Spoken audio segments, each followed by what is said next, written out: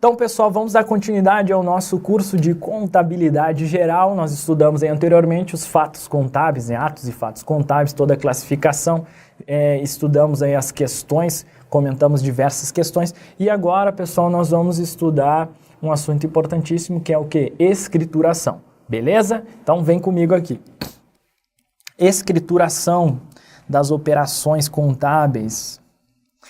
Mas antes aí uma breve reflexão que eu sempre insiro alguns posts, né, que eu extraio da página lá do Facebook. Se você ainda não curtiu lá a página, entra lá www.facebook.com/Prof. Gilmar Possati. Esse é um post que eu inseri dias atrás aí, que traz uma mensagem interessante para nós. Se não puder voar, corra. Se não puder correr, ande. Se não puder andar, rasteje, mas continue em frente de qualquer jeito. Então vem comigo aqui, pra gente começar aí, né, pessoal, dar uma moral aí para quem tá iniciando agora o seu estudo aí nessa parte de escrituração, tá um pouco cabisbaixo, não tô conseguindo acompanhar as aulas de contabilidade. Eu tô sempre falando aqui, contabilidade é uma disciplina um pouco mais complexa, mas aos pouquinhos nós vamos sedimentando esses conhecimentos necessários para enfrentar as provas, chegar lá no dia da prova com confiança, na certeza que você não vai acertar tudo, não precisa acertar tudo, mas aquelas questões aquela pontuação necessária você vai alcançar. Então, siga em frente aí, tenho certeza que ao longo da nossa jornada, que é árdua, eu sei disso, já passei por isso pouco tempo atrás, aí estava desse lado aí, batalhando, mas pessoal, depois todo esse esforço ele é compensado aí com a alegria que acompanha ver lá o nosso nomezinho sendo nomeado, né, pessoal? Aquela aprovação, toda aquela alegria, os familiares, enfim, isso aí realmente não tem preço. Então, siga em frente, não desista, siga firme e forte aí na luta, que eu tenho certeza que nós vamos chegar aí no dia da prova com confiança e detonar as questões de contabilidade e as demais, né? A gente, infelizmente, é um número bastante grande de disciplinas, geralmente os editais em 10, 12 disciplinas, mas aí com foco, com objetividade, nós vamos conseguir chegar na hora da prova e detonar as questões, beleza? Então vamos lá. Pessoal, escrituração. Sempre eu gosto de colocar um conceito, né, aspectos introdutórios aqui para a gente entender onde nós estamos dentro o que significa escrituração. Então, pessoal, a escrituração contábil é uma técnica, né, nós vimos lá no primeiro bloco teórico do nosso curso, nós vimos que dentro das técnicas contábeis, uma era qual? Era a escrituração, né? Nós temos... a escrituração é o quê? Uma técnica utilizada pela contabilidade para quê? Para registrar o quê? Os meus fatos contábeis, que nós estudamos aí anteriormente na parte teórica do bloco passado aí.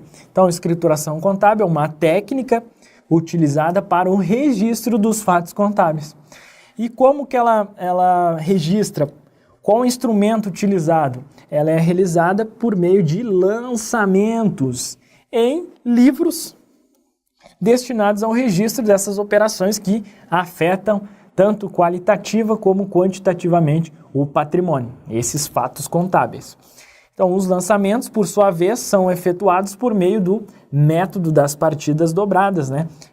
Segundo o qual, para todo o débito, existem um ou mais créditos, né? Um ou mais débitos envolve um ou mais créditos. Aí também nós estudamos lá na parte teórica das contas, sobre esse método das partidas dobradas. Então, pessoal, basicamente isso é uma técnica, né, utilizada para o registro dos fatos contábeis, e ela é realizada por meio desses lançamentos.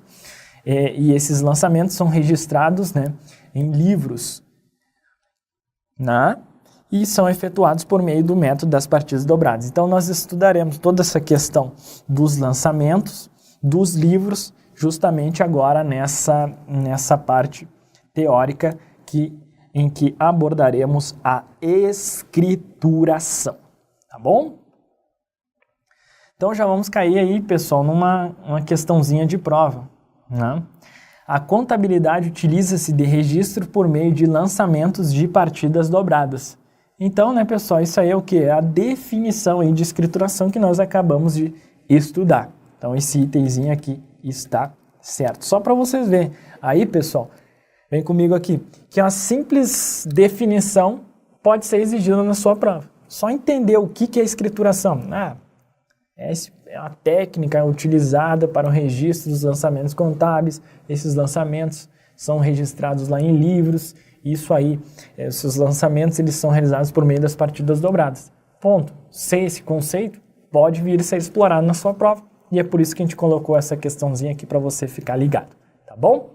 Vamos voltar aqui. Pessoal, obrigatoriedade da escrituração. Então, um ponto básico aí dessa parte teórica aí sobre o assunto escrituração.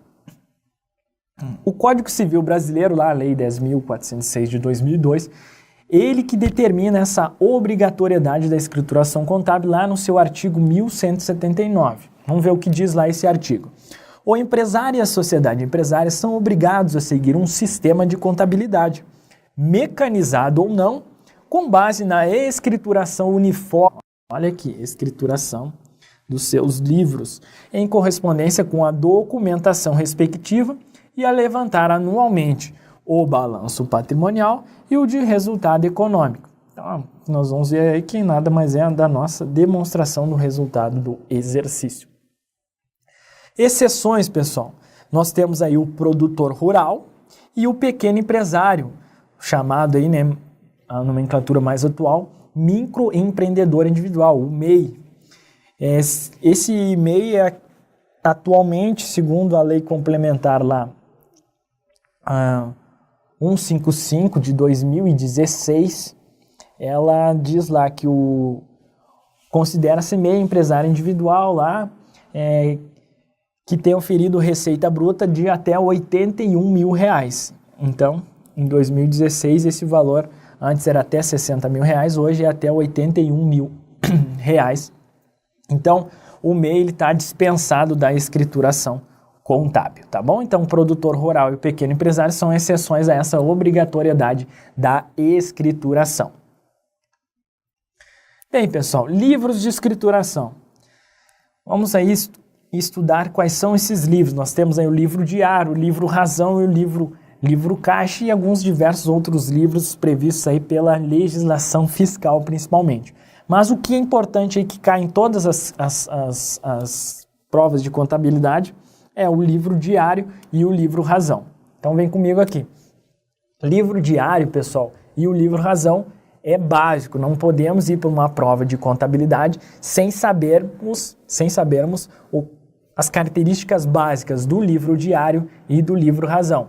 Eles realmente são muito explorados em prova, conforme nós vamos perceber aí nas questões de prova que nós colocaremos tanto aqui no meio dessa parte teórica, né, essas questões que eu extraio especificamente porque é bem interessante, são didáticas e são exemplos que eu chamo exemplos reais, né, de exigência do assunto. Então, sempre tento colocar, tanto lá no nosso material em PDF como nos vídeos aqui, algumas questões pontuais para vocês visualizarem até, não achava que um conceito de escrituração já foi exigido em prova. Não, já foi exigido e pode vir a ser exigido novamente. Então, é importantíssimo sabermos o livro diário e o livro razão. Depois, pessoal, mas aí é mais para quem se prepara para a área fiscal, tem alguns detalhezinhos, mas a gente vai aproveitar aqui e vamos abordar esses detalhezinhos, tá bom? Mas o que é básico saber? Livro diário e livro razão. Então vem comigo aqui para a gente ver esses detalhes, iniciando pelo estudo do livro diário, beleza? Então vem aqui. Livro diário, pessoal. Quais são as características básicas do livro diário que você tem que saber aí para a sua prova? Ele é obrigatório. O que é obrigatório, pessoal? Ele é exigido lá pelo Código Civil, então, estando sujeito às formalidades que nós estudaremos na sequência, intrínsecas e extrínsecas. Lembrando a regra, né, que ele é obrigatório e tem a exceção, o pequeno empresário e o microempreendedor individual, previsto na Lei Complementar 123, né, de 2006, atualizada aí pela Lei 155/2016, que atualizou essa questão do valor aqui para R$81 mil de receita bruta, né? Beleza? Principal, ele registra todos os fatos contábeis, então ele é obrigatório, principal e cronológico. Obrigatório, exigido pelo Código Civil, lembrando dessas exceções. Principal, por quê? O que é um livro quando ele é considerado principal? Porque ele registra todos os fatos contábeis. Todos os fatos contábeis, então aqueles fatos permutativos, modificativos, mistos, eles são registrados onde? No livro diário. Então por isso que ele é considerado o quê? Um livro principal. E além disso, pessoal, ele é um livro cronológico. Ou seja, os fatos são registrados em ordem cronológica, tá bom? Então ele vai lá, vai pegar dia 1º, o que aconteceu? Ah, foi esse outro fato. Ah, o dia 2º, esse outro fato. Toda a escrituração segue o quê? Uma ordem cronológica. Beleza? Então ele é obrigatório, principal e cronológico. Importantíssimo sabermos essas 3 características aí do livro diário, tá bom? Qual a finalidade, pessoal, do livro diário? Ele é um livro que contém o registro de todo e cada lançamento, né? Justamente por isso que ele é um livro principal, em ordem cronológica. E essa característica dele registrar tudo de forma cronológica nos permite compreender a sequência de acontecimentos ocorridos na empresa. Vai nos permitir compreender essa sequência, tudo que aconteceu, todos os fatos aí, de acordo com o seu tempo, né? Na ordem cronológica. Coloquei aqui a nossa corujinha aqui para você ficar atento, que a escrituração do livro diário, ela não pode ser substituída pela escrituração obrigatória do livro razão. Então, o livro diário lá, ele tem que ser utilizado, mesmo sendo utilizado o livro razão.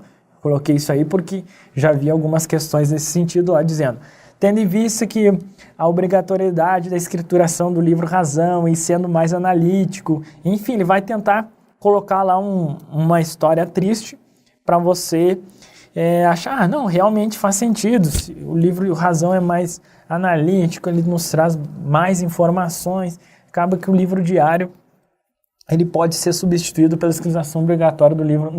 Não pode, pessoal. Então fique atento aí. Tanto o livro diário como o livro razão, eles devem ser escriturados, tá bom? Alguns requisitos aí para as partidas de diário, né, pessoal?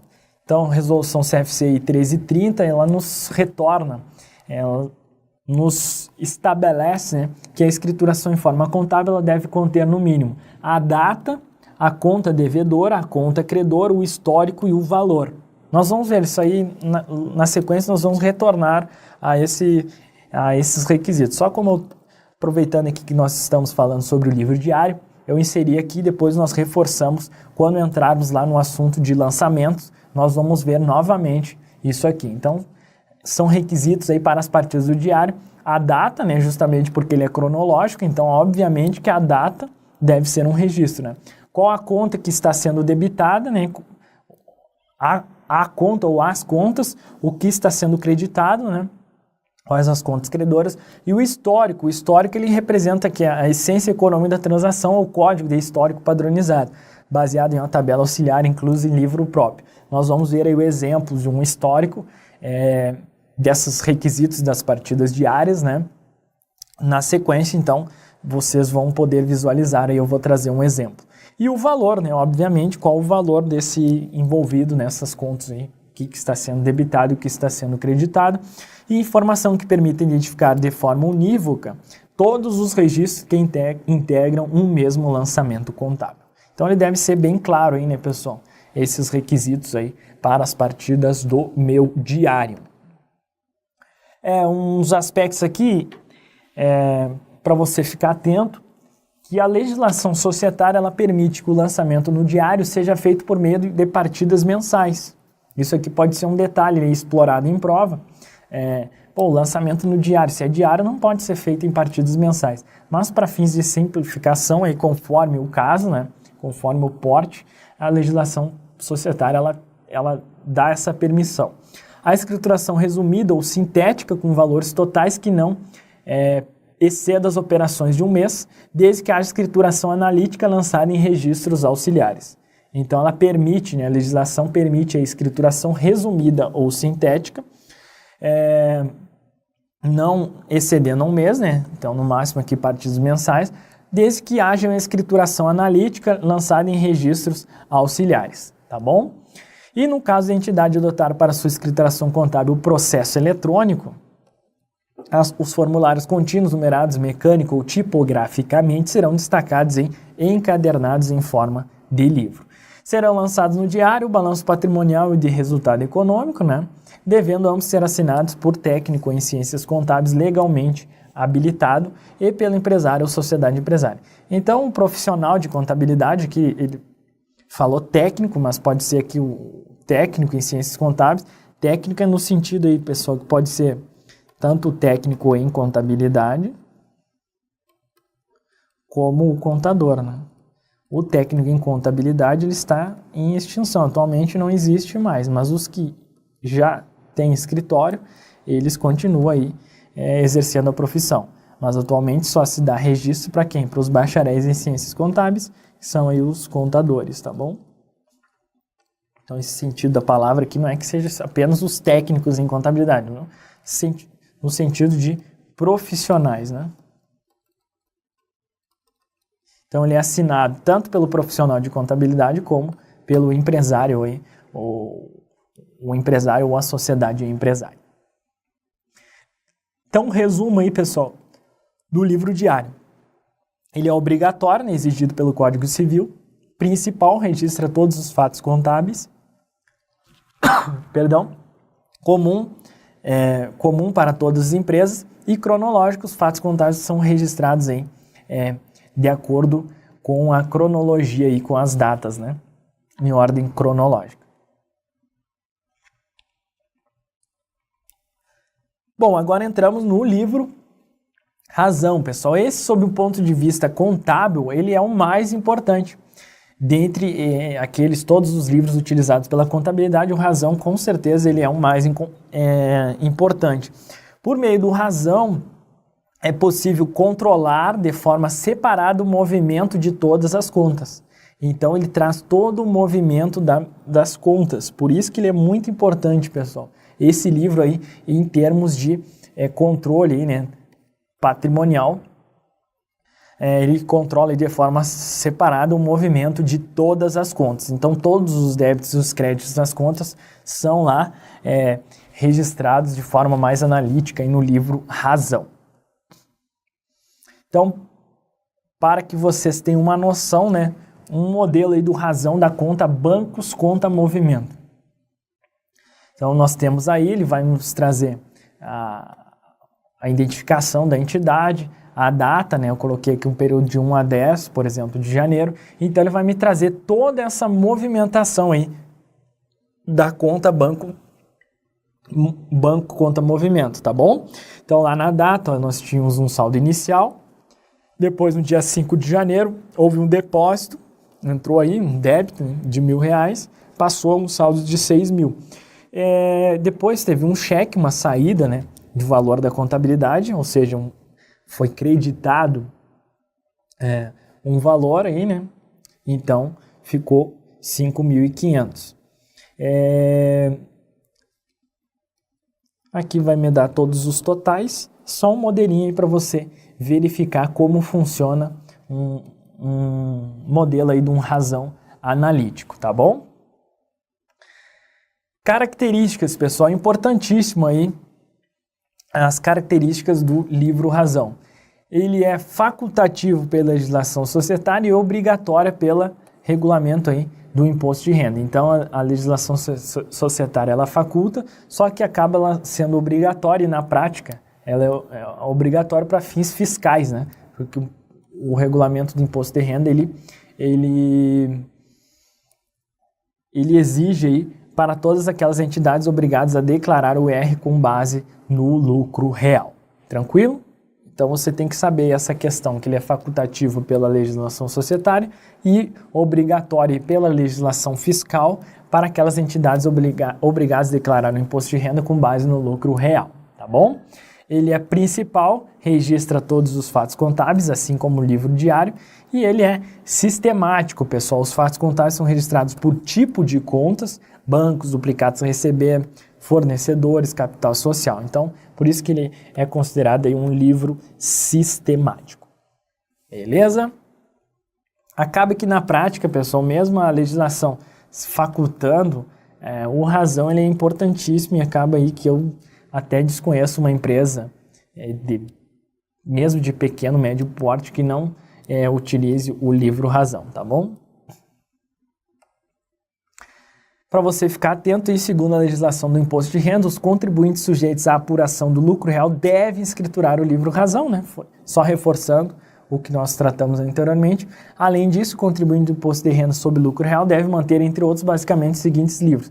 Isso aqui é mais para quem se prepara para a área fiscal, pessoal. Não vão exigir questões nesse nível de detalhe para outros tipos de prova que não da área fiscal, tá bom? Então lá, para quem escritura contribuinte do imposto de renda sobre o lucro real, né, as entidades, empresas contribuintes do imposto de renda sob a modalidade de lucro real, ela deve manter, além do livro razão, registro de inventário, registro de compras e o livro, o famoso, né, LALUR, o livro de apuração do lucro real, tá bom?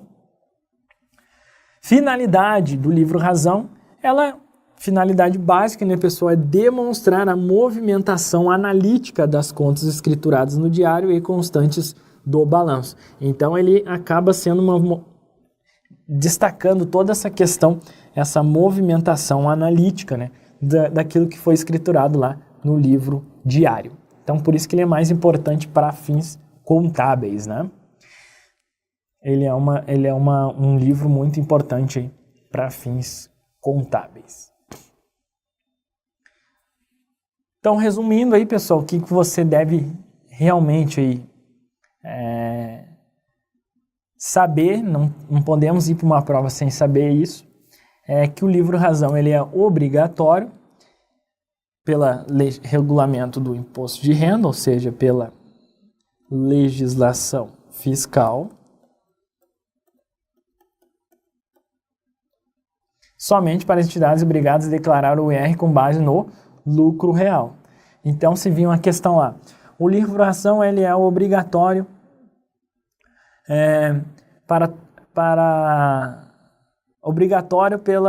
para todas as entidades, independente lá da forma de apuração do seu lucro. Não, apenas com base no lucro real, tá bom? E facultativo pela legislação societária. Então, se vir uma questão, o livro razão ele assim como o diário sempre é obrigatório. Não, o livro razão ele pode não ser obrigatório e pela legislação societária, acaba que na prática, conforme eu falei, 99% aí das empresas, elas acabam escriturando o livro razão, justamente porque ele nos dá essa movimentação mais analítica, né, pessoal? Então, os contadores aí, eles utilizam hoje, a gente tem uns softwares, né, que ajudam, que facilitam toda essa geração aí do livro, né? Essa sistematização aí dos fatos contábeis, né? São registrados aqui por tipos de contas, por isso que ele é um livro sistemático e é um livro principal, né? Porque ele registra todos os fatos contábeis. Então, se vir uma questão lá, tanto o livro razão como o livro diário são considerados livros principais. Sim, por quê? Porque eles registram todos os fatos contábeis. Sistemáticos, os fatos são registrados por tipo de contas, bancos, duplicados a receber, fornecedores, capital social. Tá bom? Então, isso é o básico, essas são as características que você deve saber sobre o livro razão.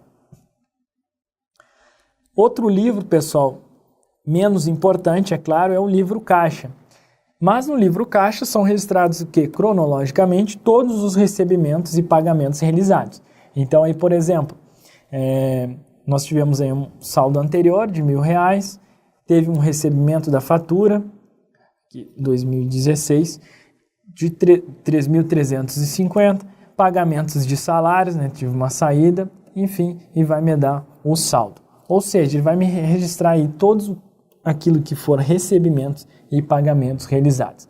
Não existe determinação na legislação aplicável quanto à forma de escrituração do livro caixa. Esse é apenas um exemplo básico, hein? Tranquilo, que o pessoal acaba fazendo aí justamente porque não tem uma forma de escrituração do livro caixa, diferente do livro diário e do livro razão, que eles têm algumas formalidades que devem ser observadas e nós vamos estudar na sequência aí. Outros livros também são obrigatórios para as sociedades anônimas, as nossas SAs, pessoal. Segundo aí a lei das SAs, né, a lei 6404/76, lá no artigo 100, ela determina que a companhia deve ter, além dos livros obrigatórios para qualquer empresa, os seguintes livros revestidos das mesmas formalidades legais. Então, livro de registro de ações nominativas, livro de transferências de ações nominativas, livro de registro de partes beneficiárias nominativas e o de transferência de partes beneficiárias nominativas.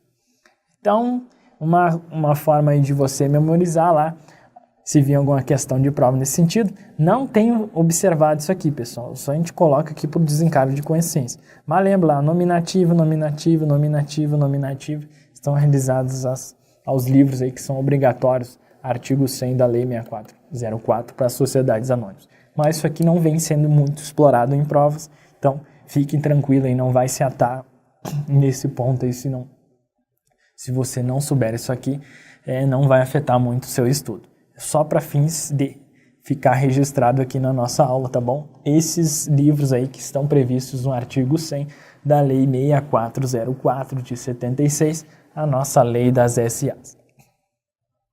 Tem os livros de atas das Assembleias Gerais, além daqueles livros, livro de presença dos acionistas, livros de atas das reuniões do Conselho de Administração, se houver, de atas de reuniões de diretoria, e o livro de atos e pareceres do Conselho Fiscal.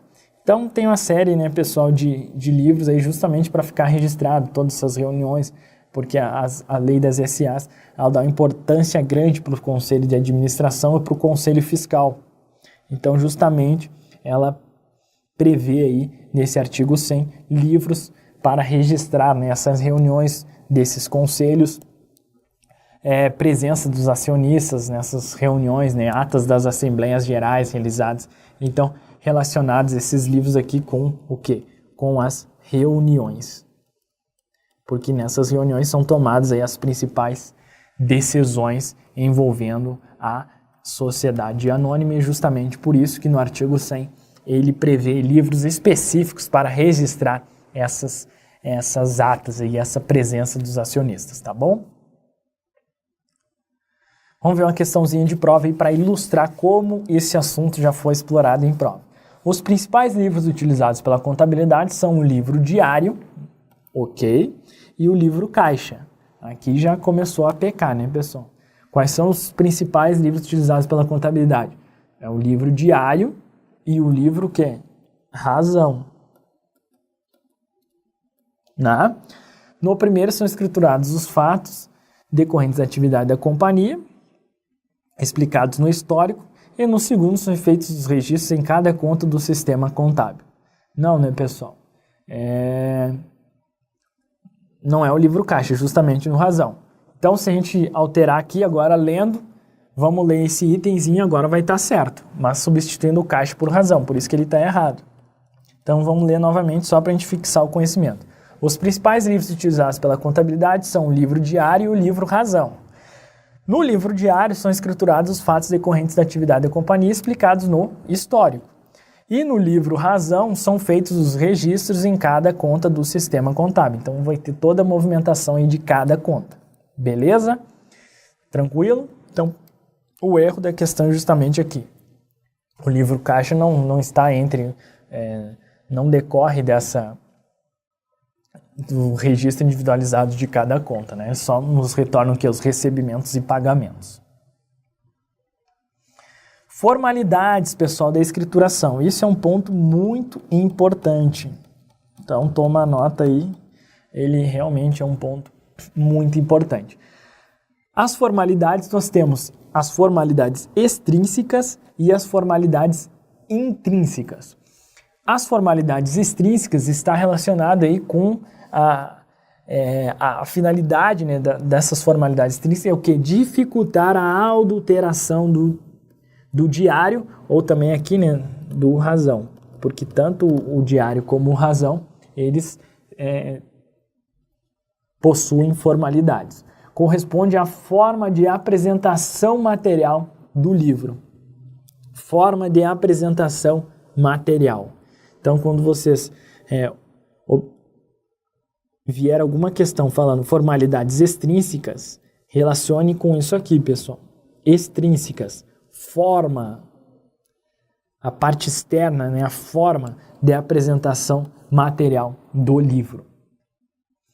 Segundo a Instrução Técnica Geral 2000, na sua revisão 1, aí, a ITG 2000, as questões de prova vêm sendo exigidas especificamente dessa ITG aqui, então nós devemos saber ela, pessoal.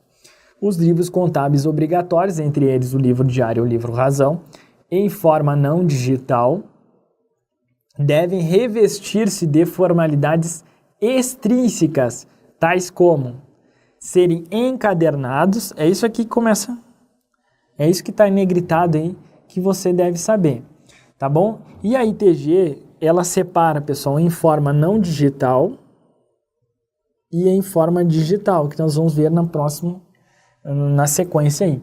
Então, segundo a ITG 2000, tanto o diário como o razão em forma não digital, quais são as formalidades extrínsecas que eles devem possuir?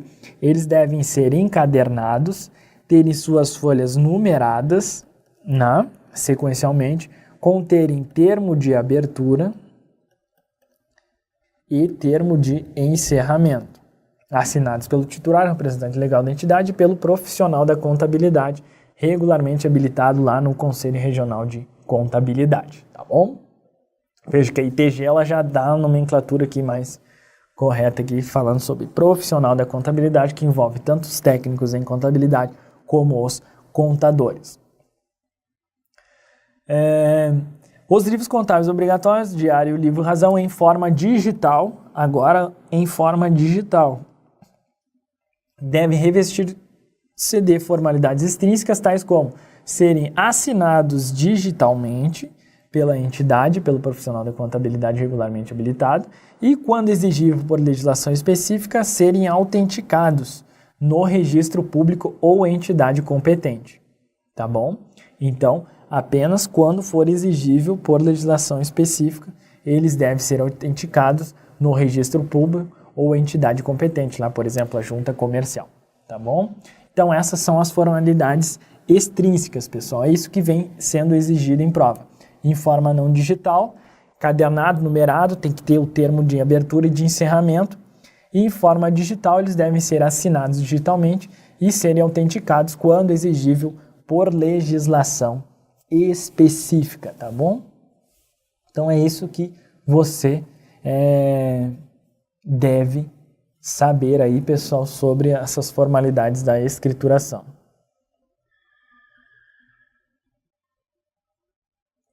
Agora as formalidades intrínsecas.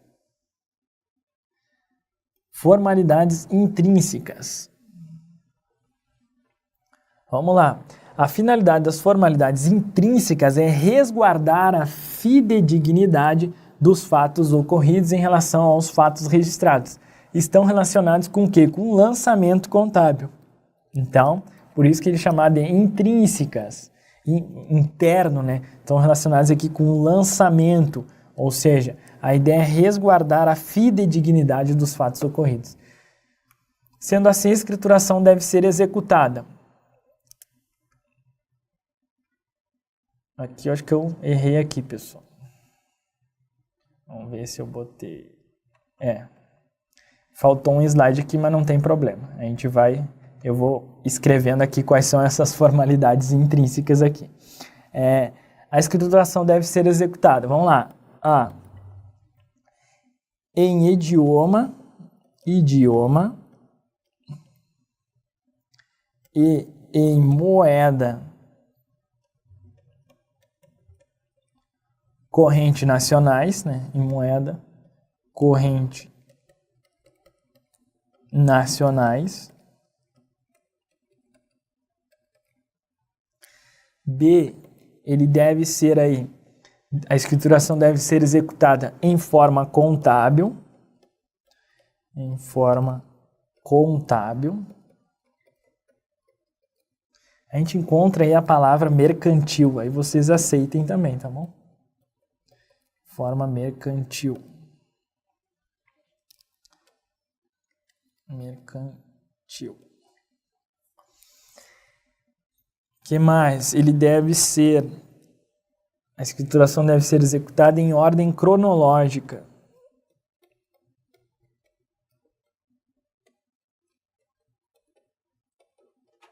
Em ordem cronológica de dia, né, mês e ano.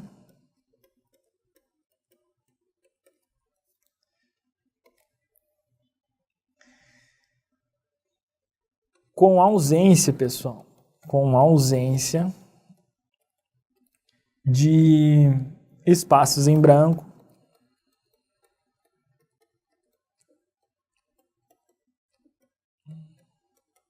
Então, ele não pode ter espaços em branco, ele não pode lá ter entrelinhas, que mais? Borrões, rasuras, enfim, todos esses termos aí são usados. Ou emendas.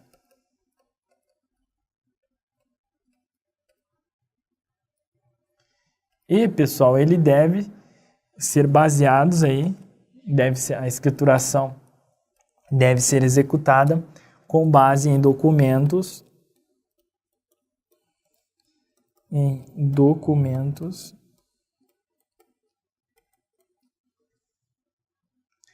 de origem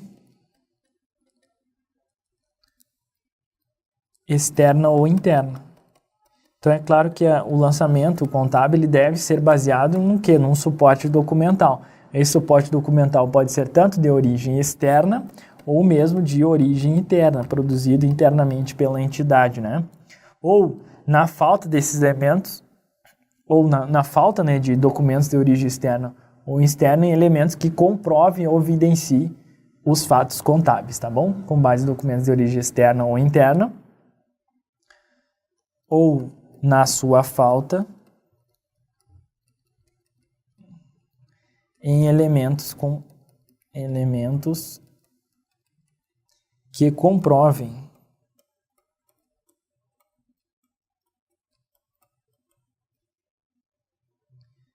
ou evidenciem, né? Enfim, mesma ideia, evidenciem os fatos contábeis. Tá bom? Então, volta aqui.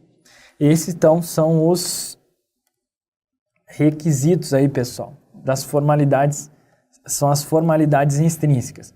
Idioma, moeda nacional, né, moeda corrente, forma contábil, ordem cronológica, ausência, né, de espaços brancos, entrelinhas, borrões, rasuras ou emendas e base em documentos, né, suporte documental. Tá bom? Então, esses são aí as formalidades extrínsecas. Tranquilo? Então, lembre aí que eles estão relacionados com o lançamento contábil.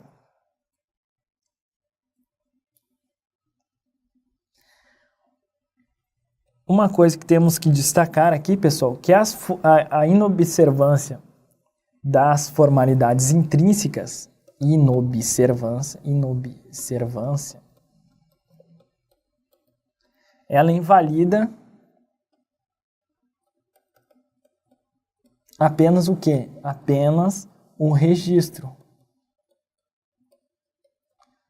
Um registro aí que está sendo escriturado, né? Apenas o registro ou os registros escriturados, tá bom? A inobservância das formalidades intrínsecas. Já a inobservância, pessoal, das formalidades extrínsecas, né, ela invalida todo o livro, tá bom? Então, isso que a gente não destacou anteriormente aqui, vamos botar inobservância, que pode vir ser explorado em prova. Invalida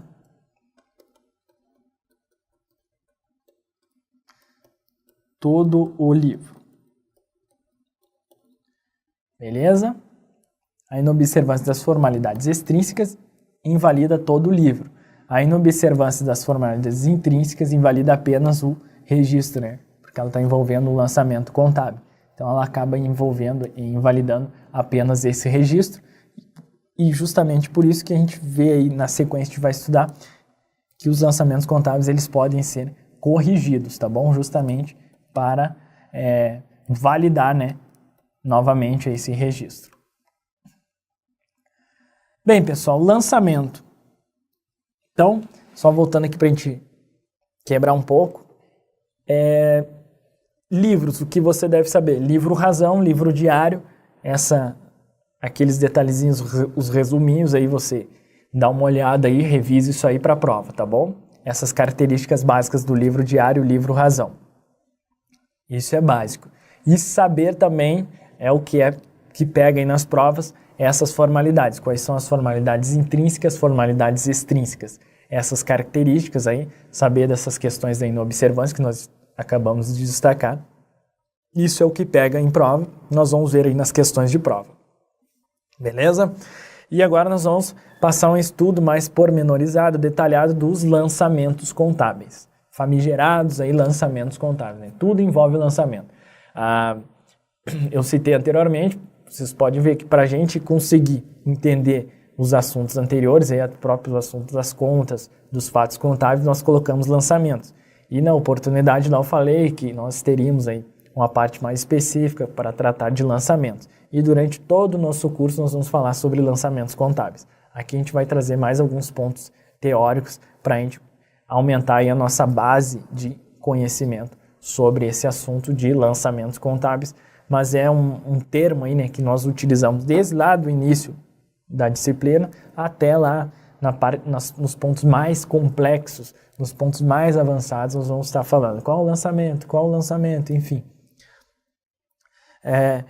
Na essência, né, pessoal, toda a escrituração é realizada por meio de registros. Então, a essência da contabilidade é o que? É controlar o patrimônio, é fornecer informações. Para isso, ela deve o quê? Deve utilizar a escrituração contábil por meio de lançamentos. Por isso que toda a disciplina, durante toda a nossa caminhada aqui, nós vamos falar muito em lançamentos contábeis, tá bom?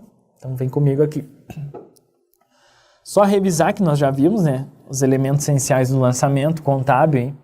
Lá no nosso livro diário, aquelas requisitos das partidas de diário, né, nós estávamos falando lá, eu incluí lá e falei que nós íamos revisar na sequência. Então, vamos lá. Nós temos que ter lá o local e data, conta ou contas debitadas, né, conta ou contas creditadas, histórico e o valor. E o exemplo aqui, né, pessoal, desses elementos essenciais do lançamento. Então, nós vamos ter aqui, né, o local e a data, por exemplo, Brasília, 10 de janeiro de 2017. Vamos ter a conta debitada, bancos, conta movimento nesse exemplo, e a conta creditada, conta caixa nesse exemplo, e o valor, né, R$500. E o histórico aqui, né, pessoal, conforme recibo de depósito número 001 do banco XYZ SA, no valor de R$500. Esse histórico vai me dar o quê? Um detalhamento, né? Detalhamento maior aí sobre esse lançamento, para fins aí de análise contábil. Tem questões, pessoal, que simplesmente exige isso aqui. Ó. Quais são os elementos essenciais do lançamento? Então, esse ponto aqui você deve saber. Local e data, conta debitada, conta creditada, histórico e valor, tá bom? São esses 5 aí elementos essenciais. Local e data, conta ou contas debitadas, conta ou contas creditadas, histórico e valor. Tem que saber esses 5 elementos essenciais aí do lançamento contábil. Fórmulas de lançamento. Isso aqui também, pessoal, é muito explorado em prova. Hein? Tem muitas questões de prova sobre essa parte de fórmulas de lançamento. Então, de acordo aí com o número de contas debitadas e creditadas, nós podemos identificar 4 fórmulas de lançamento. Quais são essas 4 fórmulas, pessoal? Primeira fórmula, nós vamos ter uma conta debitada e uma conta creditada. Beleza? Nós vamos ver aí na sequência diversos exemplos de lançamentos, cada um com as suas formas. Então, uma conta debitada e uma conta creditada. 1. Segunda fórmula, nós vamos ter uma conta debitada e 2 ou mais contas creditadas. Uma forma de a gente memorizar aí, 1, 2. Terceira fórmula, 2 ou mais contas debitadas e 2 ou mais contas debitadas e uma apenas sendo creditada. 2, 1. Quarta fórmula, pessoal. 2 ou mais contas debitadas e 2 ou mais contas creditadas, tá bom? Então, nós vamos ter aí 2, 2. Para memorizar, pessoal, vocês vão simplesmente memorizar essa tabelinha aqui. Um débito e um crédito, primeira fórmula. Segunda fórmula, 1, 2. Ou, se vocês querem memorizar, 11, 12, 21, 22. 11, primeira fórmula. 12, segunda fórmula. 21, terceira fórmula. 22, quarta fórmula. Ou 1, 1, 2, 2, 1, 2, 2. Como queira. O importante é acertar a questão lá. Primeira fórmula, um débito e um crédito. Segunda fórmula, 1, 2, um débito e 2 créditos ou mais. Terceira fórmula, 2 débitos ou mais e um crédito. Quarta fórmula, 2 débitos ou mais e 2 créditos ou mais, tá bom? Não significa só 2 débitos. Eu posso lá ter 3 débitos e 2 créditos. Que fórmula que vai ser essa? Vai ser o quê? Quarta fórmula, tá bom? Só para facilitar a nossa memorização para fins didáticos, a gente coloca esses numerozinhos aqui. Mas sempre tem essa questão, ou mais, tá bom? Se tiver lá 2 débitos ou mais, ou, por exemplo, eu tenho 3 débitos e 2 créditos. Eu vou estar diante de um lançamento de quarta forma. Se eu tiver, por exemplo, aqui 3 débitos e 1 crédito. Vai ser o quê? Terceira forma, tá bom? Porque eu vou ter 2 ou mais, né? 21, 2, 1, 2 débitos ou mais. Então, pessoal, essa tabelinha aqui, ela é importantíssima. É com essa tabelinha que nós conseguimos acertar todas as questões de prova que exigem fórmulas de lançamento. Beleza? Vamos lá, exemplos de fórmulas de lançamento. Primeira fórmula, vamos lá. Compra à vista de veículo no valor de 20 mil reais. Compra à vista de veículo no valor de 20 mil reais. Então eu coloquei essa tabelinha aqui que a doutrina lá separa em lançamento mecanizado, manual. Mas enfim, pessoal, isso aqui está até em desuso isso aí. Mas é que está lá na doutrina e a gente tem que saber. As questões não falam, o lançamento manual tem essa preposiçãozinha A aqui e o lançamento mecanizado é DC, débito e crédito, né? Mas enfim, lá na sua prova sempre eu costumo utilizar isso aqui, fica mais fácil para a gente verificar. Essa expressão aqui ela é já mais ultrapassada, digamos assim, justamente que envolvia aí uma escrituração mais manual. Isso foi ficando, né? Então por fins aí históricos, até hoje a gente vê nas provas essa utilização aqui, tá bom? Então vamos lá. Compra à vista do veículo, eu vou debitar veículos, né, e vou creditar caixa no valor de 20 mil. Então eu tenho uma primeira fórmula, um débito, um crédito. Tranquilo? Então quando a empresa adquire um veículo, ocorre uma redução na conta caixa, uma saída de bens e um aumento na conta veículos, a entrada de bens. Então eu coloco isso aqui justamente para a gente revisar aí, né, pessoal? Ativo tem natureza devedora, há uma entrada de bens, o que eu faço? Eu debito. Ativo tem natureza devedora, se eu tenho uma saída de um bem, né, bem numerário, né, eu vou o quê? Vou creditar. Lembrando aqui essa questão das naturezas das contas que nós já estudamos aí quando estudamos as contas contábeis. Beleza? Então, lançamento de primeira fórmula aí. Um exemplo de lançamento de segunda fórmula, pessoal. Recebimento de duplicados no valor de 30 mil com juros de 10%. Então, nós vamos lá, nesse recebimento de duplicados, há um aumento da conta caixa, né? Então, eu vou debitar, né? Entrada de bens eu debito. Então, débito de caixa. Então, eu tenho um débito e 2 créditos. Eu vou creditar duplicatas a receber, 30 mil, e vou creditar juros ativos, receita com juros, receita financeira, no valor de 3 mil. Né? Então, aqui, ó, partidas dobradas, o total dos débitos deve ser igual ao total dos créditos. Tá? Então, 33, 3 mais 3, 33. Método da partida dobrada aí, perfeito. Esse é um lançamento de segunda fórmula. Por quê? Porque envolve um débito e envolve 2 créditos. Lá no lançamento manual, pessoal, isso aqui gera muita dúvida. Professor, o que é esse adversos? Então, vamos superar essa dificuldade aí sobre essa nomenclatura adversos, pessoal.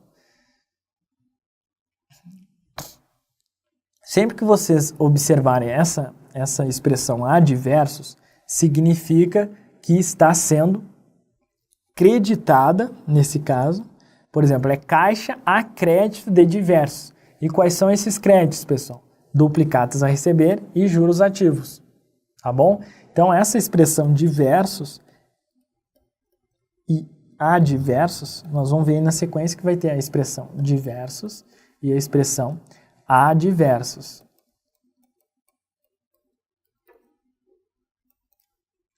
Isso aqui significa que estão sendo creditadas mais de uma conta. E adverso significa que estão sendo debitadas mais de uma conta. Tá bom? Então, sem como vocês vão ser diversos a caixa, por exemplo. Então, eu vou ter várias contas que estão sendo debitadas e vou estar acreditando a caixa. Por exemplo, aqui, só para diversos a caixa. Nós vamos ver aí logo na sequência, só para adiantar um pouquinho. Agora, eu tenho... Isso aqui significa que tem várias contas que estão sendo debitadas. E quais são essas contas? Elas vão estar logo abaixo aqui da conta creditada. Vão estar lá, sendo especificado quais são essas contas, tá bom? E quando eu tiver, que nem aqui, caixa adversos, significa que mais de uma conta está sendo creditada. E quais são essas contas? Elas vão estar logo abaixo da conta creditada. São essas contas aqui, duplicados a receber, juros ativos. Às vezes vem, pessoal, sem esses azinhos assim. Vem, por exemplo, assim, ó.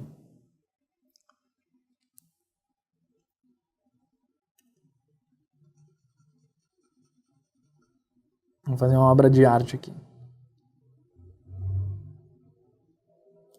Ó, se vir assim, vocês aceitem também.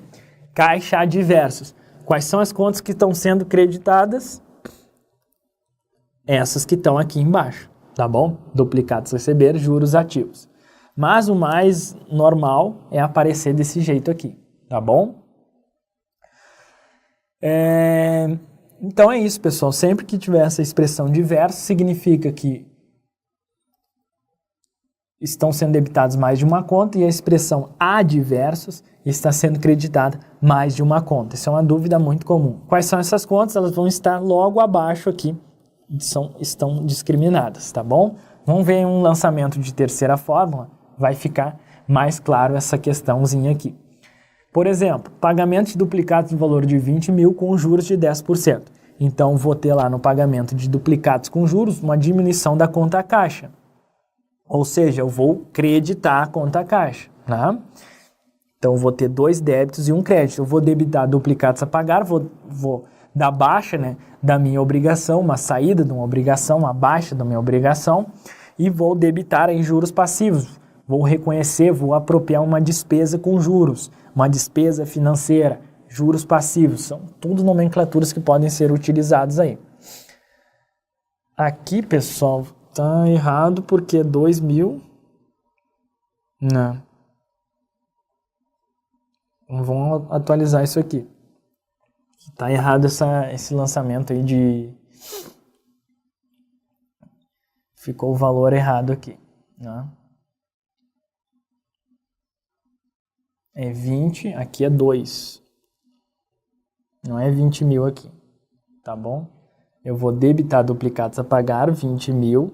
Vou debitar juros de 2.000 e vou creditar a caixa de 22.000. Acabou que ficou errado aqui mas no material em PDF está correto. Tá bom? Então, vou debitar duplicados a pagar, 20.000, né? Juros de 10% dá o valor de 2.000. Então, vamos fazer a nossa obra de arte aqui para ficar mais claro.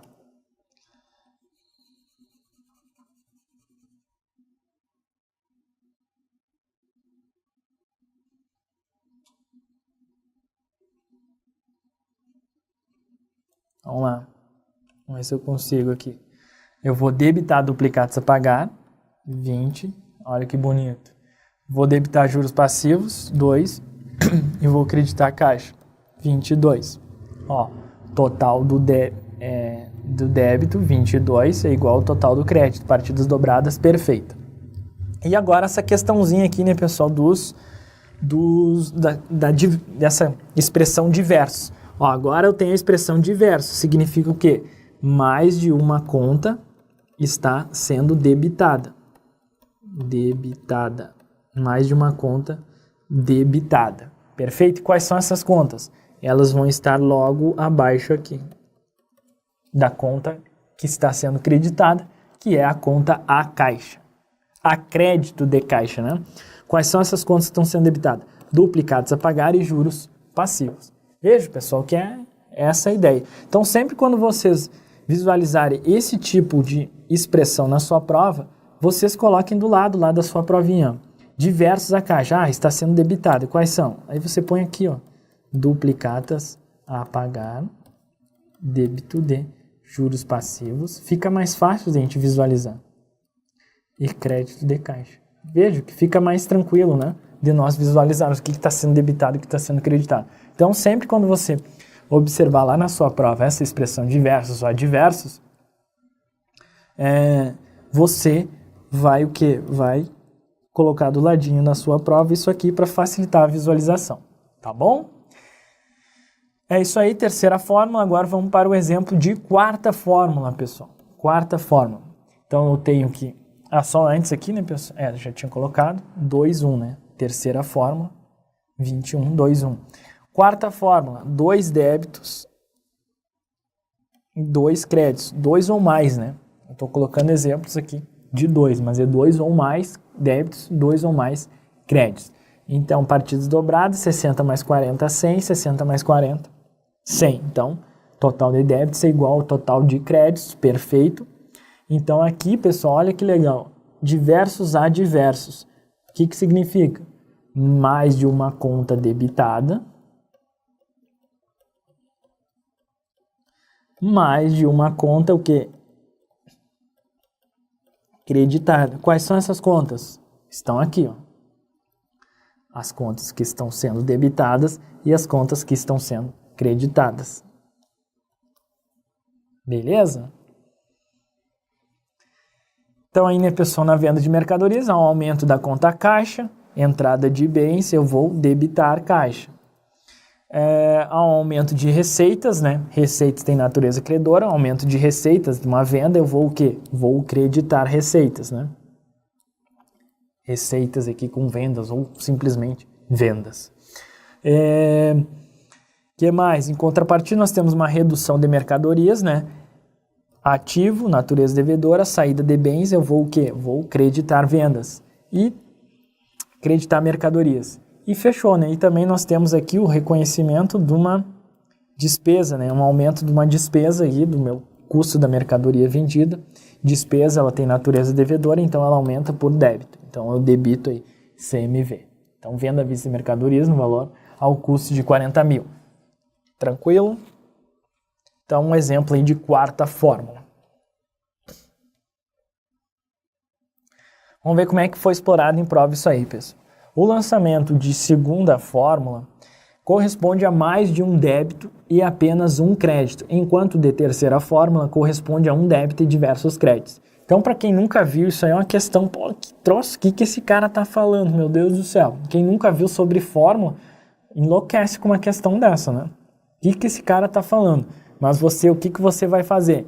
Você vai pegar lá, ó, caiu isso aqui na sua prova, você coloca lá no cantinho do papel lá. Primeira fórmula, segunda fórmula, terceira fórmula, quarta fórmula. Coloca lá no cantinho a nossa tabelinha. Primeira fórmula, pessoal, um débito, um crédito. Segunda fórmula, um débito, dois créditos ou mais. Terceira fórmula, dois débitos ou mais, né, e um crédito. Quarta fórmula, dois débitos ou mais, dois créditos. Olha lá, 11, 12, 21, 22. Ou 1, 1, 2, 2, 1, 2, 2. Beleza? E você parte para análise. O lançamento de segunda fórmula, vamos lá, corresponde a mais de um débito. Segunda fórmula, olha aqui, ó, segunda fórmula. Um débito, mais de um débito. Então, já identificou que isso aqui está o quê? Tá? Errado. Veja, é só colocar lá, não se espante. Coloca essa tabelinha lá num cantinho da prova, você não vai errar questões sobre fórmulas. E cai muito isso aqui, pessoal. Então vem comigo aqui.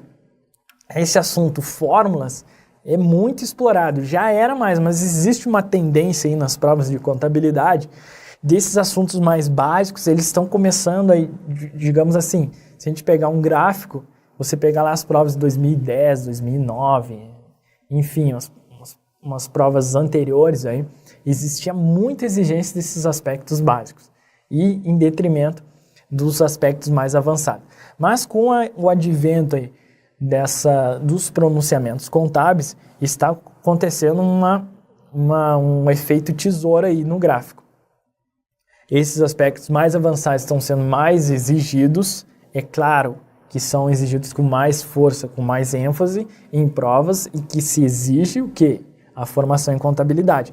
Mas mesmo nas provas aí, principalmente área fiscal, área de controle, cargos de alto nível, vocês vão ver aí, é como se você tivesse, eles partem do princípio aí que é uma prova de alto nível, que você tem que saber muito contabilidade. É como, claro que quem tem formação em contabilidade acaba se dando um pouco melhor nessas áreas. Por isso que lá, por exemplo, lá onde eu trabalho, na CGU, tem muitos contadores, porque cai contabilidade, cai algumas questões que nós estudamos lá na graduação e acaba ajudando.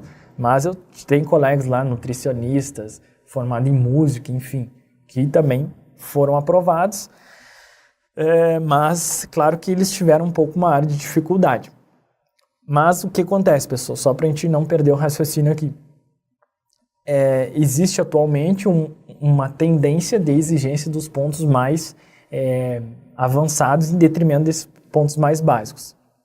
Que até aí 2010, 2011, nós víamos com maior ênfase esses assuntos aqui. Por exemplo, fórmulas caía a rodo, despencava na prova. Agora, mesmo assim, mesmo exigindo-se maior quantidade desses assuntos mais avançados, fórmulas contábeis está presente. E se nós pegarmos questões de 2016, aí vocês vão encontrar questões de 2016 e 2017, agora já exigindo questões sobre esses tópicos aí de fórmulas de lançamento. Então é um ponto básico, são questões aqui que eu falo, sempre lembrando, questões fáceis, médias e difíceis, está dentro lá dessa parte de questões fáceis. Você não pode errar uma questãozinha de prova, só colocar essa tabelinha aí, primeira fórmula 11, segunda fórmula 12, 21, 22, eu tenho certeza que você vai acertar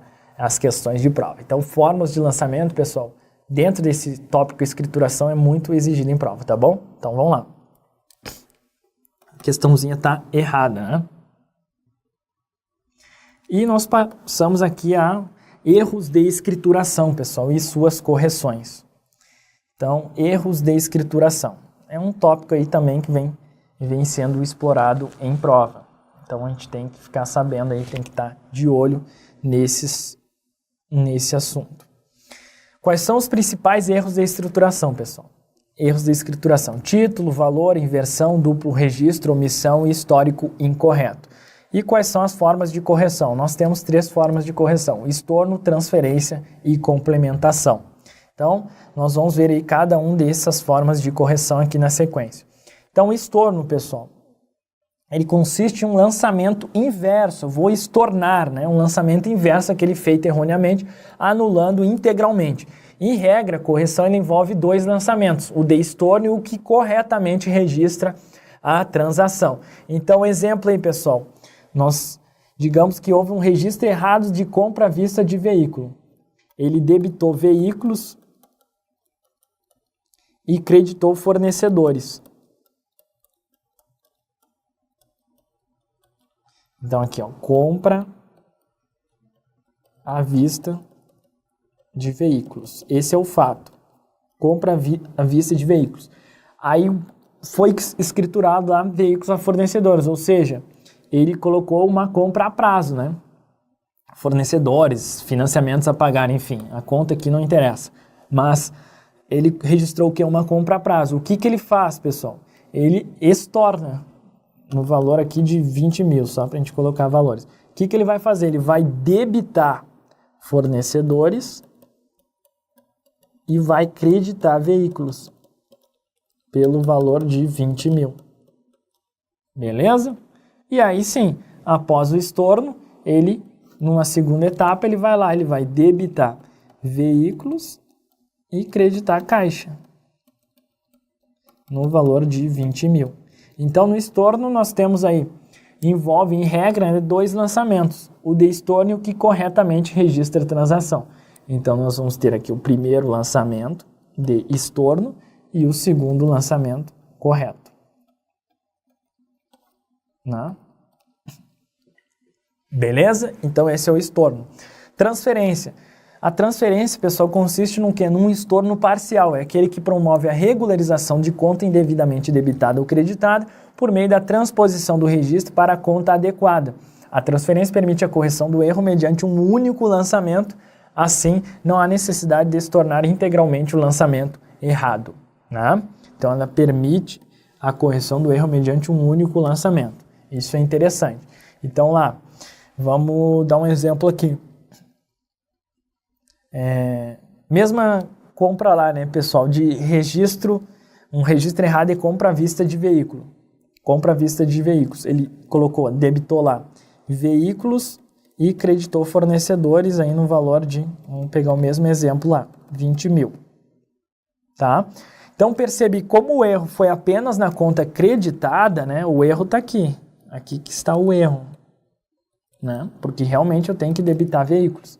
Eu errei apenas a conta creditada. O que eu faço, pessoal? Eu efetuo o estorno somente dessa conta. E no seu lugar nós creditamos a conta correta. Então eu vou o quê? Vou debitar fornecedores pelo 20 mil, né? E vou creditar caixa. Percebo que ao debitar fornecedores eu dou baixa, né? Simplesmente fornecedores deixa de existir lá na minha contabilidade.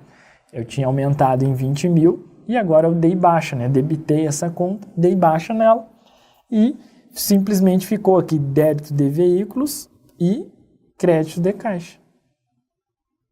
Beleza? É como se eu tivesse feito lá débito de veículos, crédito de caixa. Veja que interessante. Qual é a ideia? Ela permite a correção, né, do erro mediante um único lançamento. Não há necessidade de estornar integralmente o lançamento errado, mas apenas aquela conta que foi considerada aí, lançada de forma errada. Depois nós temos a complementação, pessoal. Consiste em complementar, né, o próprio nome já nos dá a ideia, aumentando ou reduzindo o valor anteriormente registrado. Ou seja, nós vamos repetir, né, o lançamento errado e registre a diferença de valor. Exemplo, mesmo exemplo, compra, vamos colocar aqui, compra à vista de veículo, compra à vista de veículos no valor de 15 mil, sendo que o correto,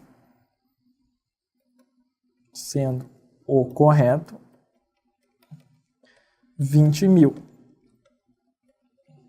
O que eu vou fazer, pessoal? Então, o lançamento errado foi lá, debito aí veículos, né? E creditei caixa no valor de 15 mil. O que eu vou fazer? O lançamento de complementação, eu vou debitar veículos e vou creditar caixa no valor de quanto? 5 mil. Isso aqui nos dá aí o lançamento que é considerado correto, né? 20 mil, né? Perfeito? Então, apenas complementei. Então, eu repito o lançamento errado e registro a diferença de valor. Era 15, o correto é quanto? 20 mil, eu registrei a diferença no valor de 5 mil reais. Tá bom?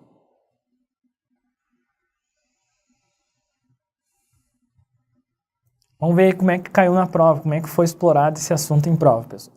A retificação de lançamento é o processo técnico de correção de registro que tenha sido realizado com erro na escrituração contábil da entidade e pode ser feita por meio de estorno, transferência ou complementação. E aí, pessoal, tá? Perfeito, né? Exata definição aí de retificação ou correção de lançamentos contábeis. Esse itemzinho está correto. Mais um itemzinho aí.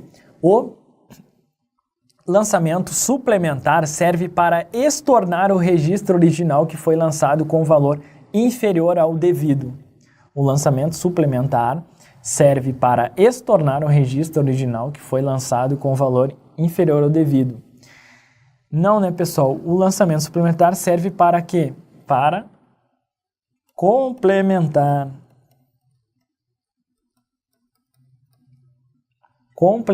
o registro original que foi lançado com valor inferior ao devido.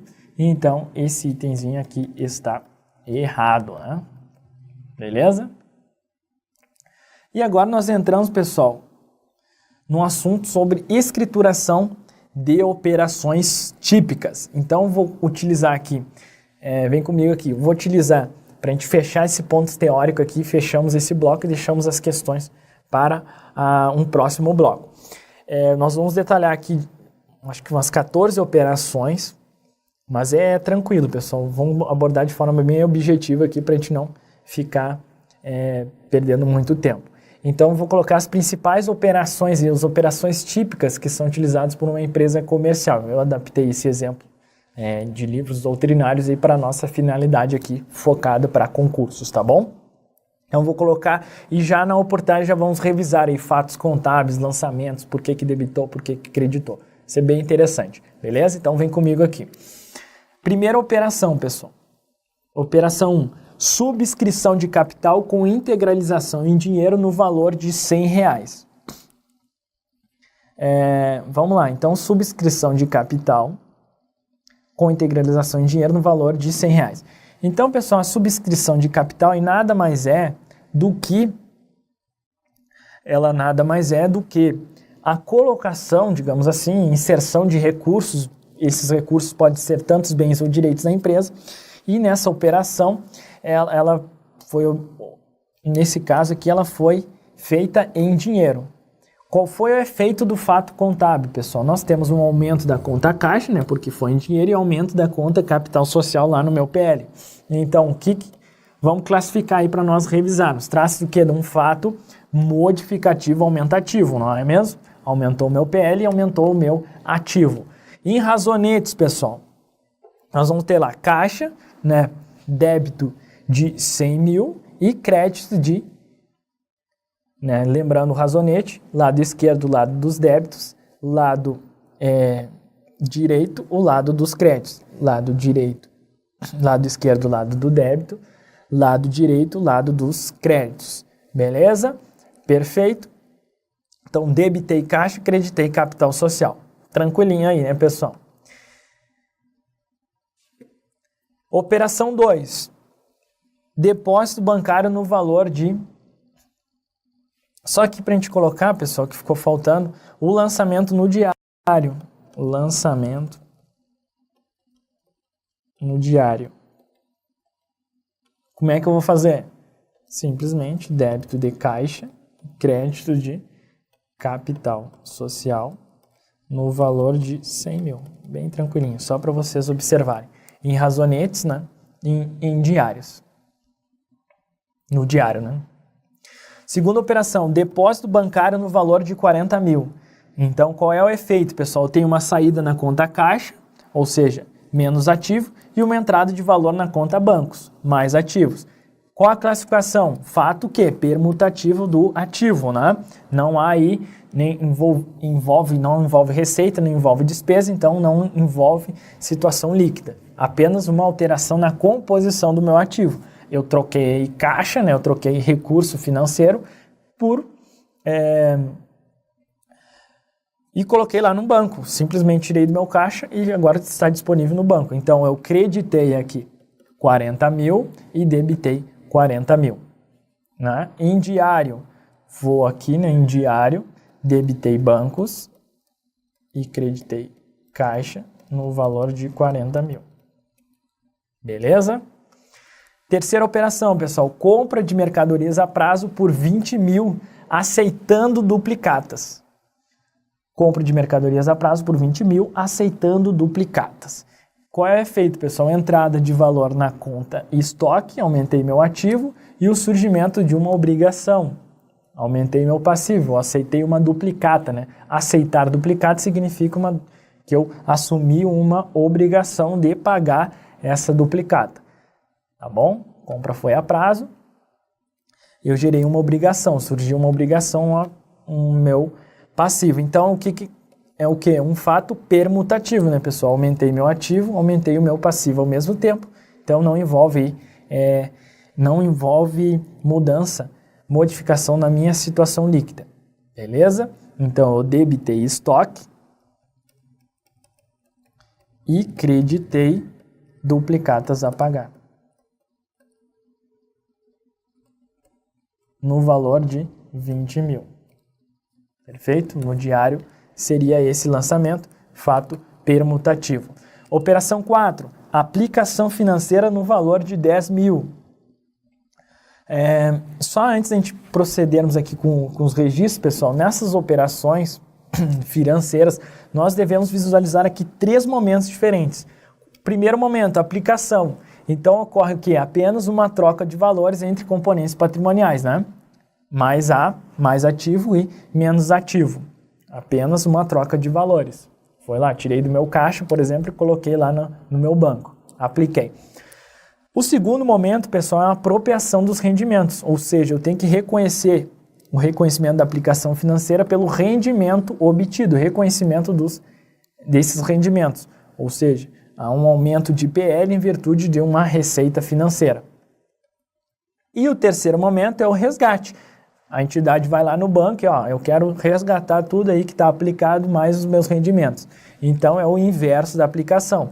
A empresa resgata o valor da aplicação e retorna para a conta banco. Então, aumenta o meu caixa e diminui lá o saldo bancário.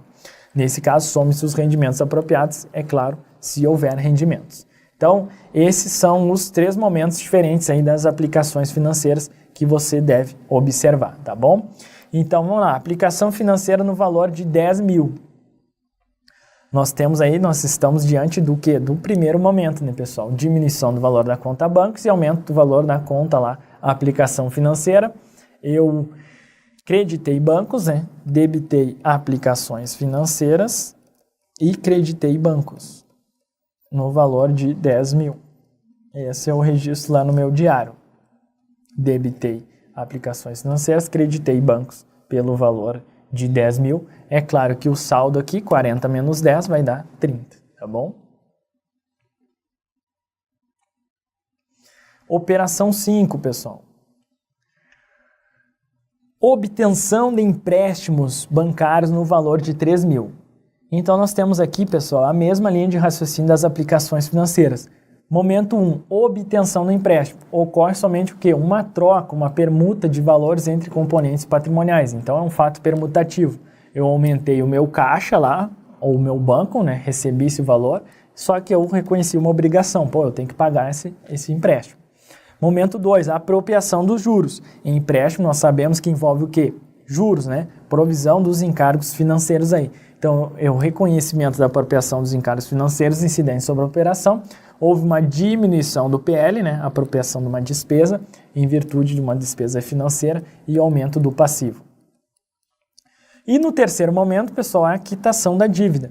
Corresponde à saída do valor da conta bancos para quitar a obrigação assumida. Geralmente isso aqui, esse pagamento, se dá de forma mensal, né?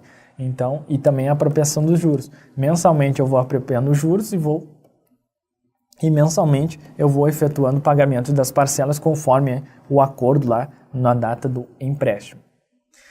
Então nós estamos tratando aqui do primeiro momento, né? A obtenção do empréstimo. Aumento de valor da conta bancos, né?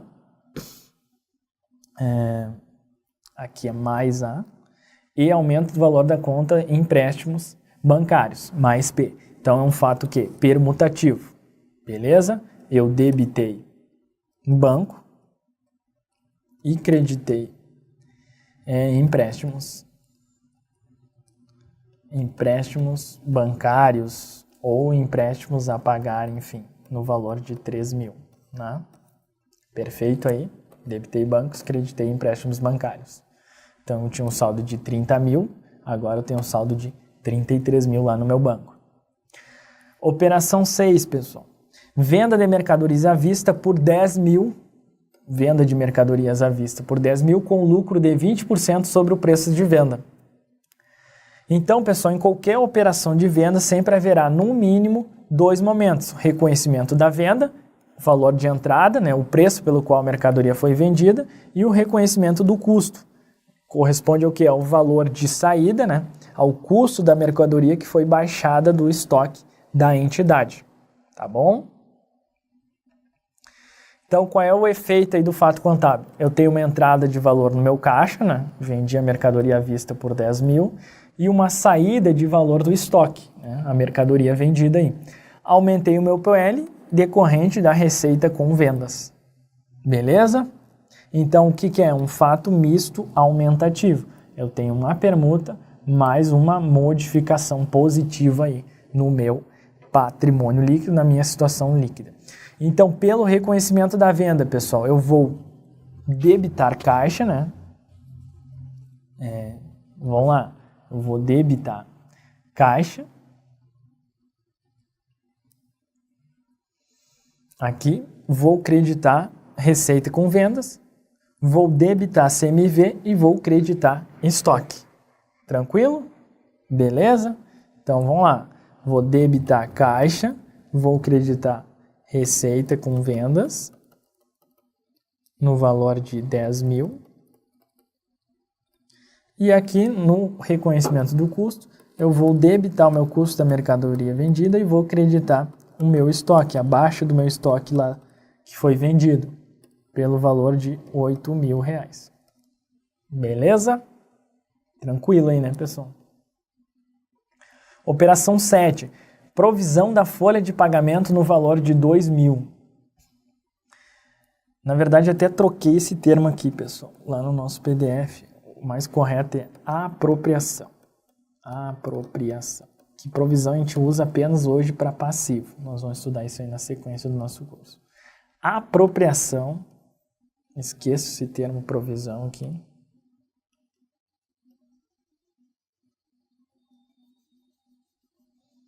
Apropriação da folha de pagamento no valor de 2.000. Apropriação da folha de pagamento no valor de 2.000. Qual é o efeito contábil, pessoal? Eu reconheço uma despesa, né, diminuindo o PL, né, acaba impactando o meu patrimônio líquido negativamente, e surgimento de uma obrigação. Então, o que isso aí, pessoal? É um fato modificativo, né, diminutivo. Debitei despesa com salários, creditei salários a pagar. Débito de despesa com salários, crédito de salários a pagar, no valor de 2.000. Beleza?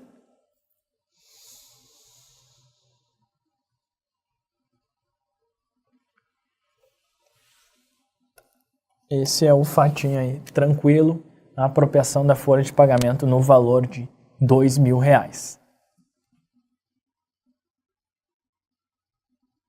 Qual é a ideia aqui, pessoal? A ideia dessa operação é justamente aí nós temos que reconhecer essa despesa, porque o fato gerador já ocorreu, mas ainda não foi pago. Ou seja, qual é o fato gerador? Os empregados lá trabalharam, eles efetuaram o seu trabalho, então já teve o fato gerador, mas eu ainda não paguei, eu vou pagar no início do próximo mês, né?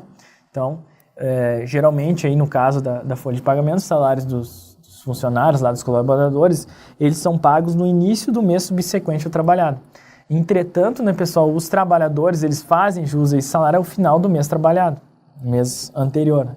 Então, o que acontece? O fato gerador da despesa aí com salários ocorre ao final do mês anterior. Então, a obediência ao regime de competência, que nós previsto aí lá no pronunciamento técnico 00, estrutura conceitual, a empresa deve reconhecer a despesa com salários ao final do mês trabalhado para o pagamento posterior. Então, é justamente isso que é esse fato aqui, a apropriação da folha de pagamento, tá bom? Só para ficar mais claro aí. Operação 8. A apropriação de rendimentos financeiros no valor de R$ 1.000. Ó, você lembra lá que nós aplicamos anteriormente? Agora nós vamos apropriar o rendimento financeiro, tá? Então vai aumentar o meu saldo da aplicação financeira e eu vou reconhecer uma receita aumentando o meu patrimônio líquido. Trata-se de um fato modificativo aumentativo. Então, debitei a aplicação financeira e creditei rendimentos financeiros no valor de R$ 1.000. Agora o saldo foi de 11, eu tinha 10.000 lá quando eu apliquei e agora eu estou reconhecendo os juros, né, os rendimentos financeiros. Aqui podia ser receita financeira, poderia ser juros ativos, todas nomenclaturas que poderiam ser utilizadas aqui, tá bom? 9. Pagamento de duplicata no valor de 4.000 em dinheiro com juros de 10%. Então, eu vou lá dar uma baixa na minha obrigação, né, nas minhas duplicatas a pagar, vou diminuir a conta caixa, né, pela saída de recurso do dinheiro, né, para fazer frente a esse pagamento, e vou reconhecer uma despesa de juros, né, juros passivos, aí, uma despesa financeira que vai acabar impactando o meu PL negativamente. Trata-se, então, de um fato misto diminutivo. Eu tenho uma permuta mais uma modificação negativa. Né? Valor da duplicata, 4.000, despesa de juros, 400, valor desembolsado, 4.400. Né? Então, eu vou debitar aqui a minha conta caixa, creditar, né? Creditar a minha conta caixa, né? Vou debitar duplicatas a pagar e vou deplicar juros passivos. Débito de duplicatas a pagar, débito de juros passivos e crédito de quê? Caixa. Né? Beleza? 4.400, 4.400. A soma dos débitos é igual à soma dos créditos. Lançamento de terceira fórmula. Não é mesmo? Mais de dois ou mais débitos e um crédito. Terceira fórmula. Só para a gente revisar aí também a questão das fórmulas.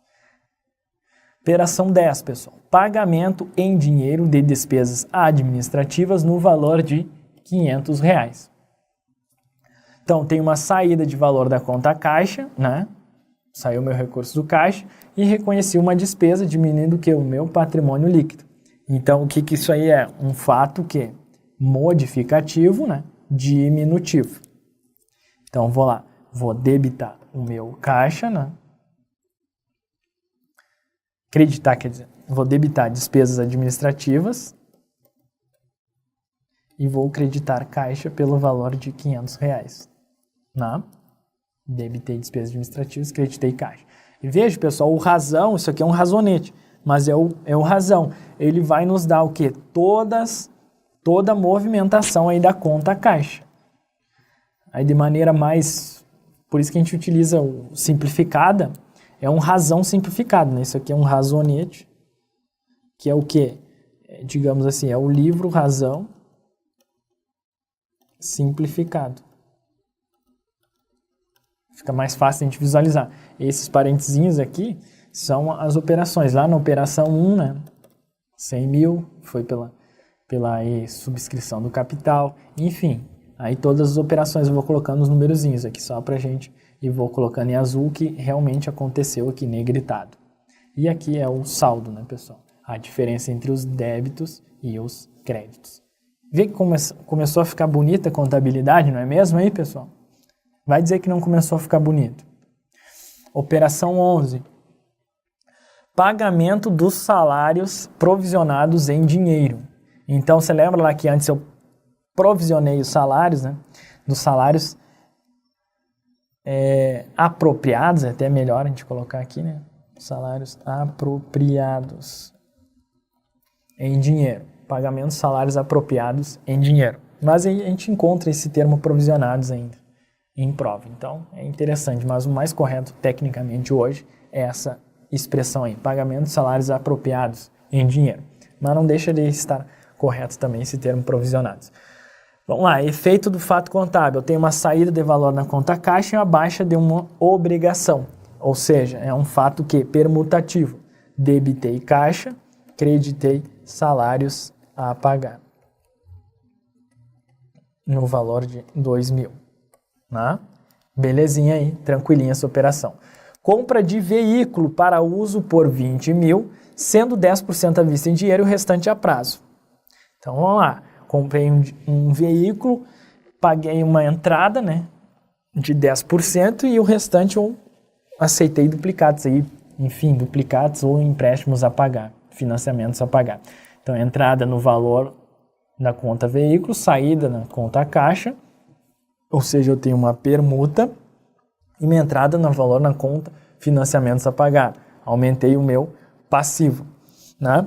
Então, só troquei aqui, né, pessoal? Uma permuta, esse valor aqui é igual a esse valor aqui. Então, eu troquei ativo, né, por passivo. O mesmo valor. Então, é um fato que permutativo. Não envolve o quê? Não afeta o meu patrimônio líquido, não envolve receita nem despesa. Como é que foi o lançamento aí, pessoal? Como foi o lançamento?